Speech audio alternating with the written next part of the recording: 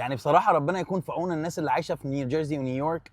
مش عارف يعني ايه ابدا يوم الصبح بمشوار 4 مايل، يعني 6 كيلو كله على بعضه في 45 دي 47 دقيقه بالظبط. يعني ايه يا جماعه؟ مشوار يعني مشوار صعب جدا.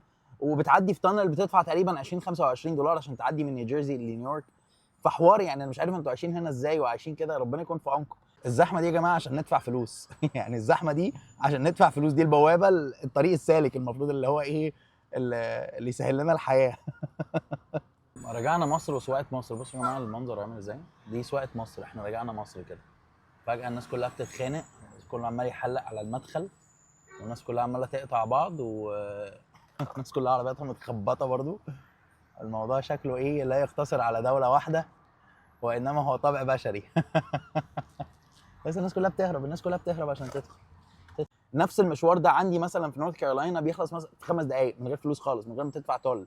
وفي فيرجينيا نفس الكلام، ممكن يخلص في 5 6 دقائق على حسب منين لفين. لو فيرجينيا مثلا رايح من فيرجينيا لدي سي ممكن يخلص في تلت ساعه، وتدفع $8 مثلا تول. في نورث كارولاينا المشوار ده من اي حته لاي حته ياخد 5 دقائق، وما تدفعش فيه تولز خالص. فالموضوع صعب جدا هنا، ربنا يكون في عونكم يعني. مش عارف الناس مستحمله ده ازاي.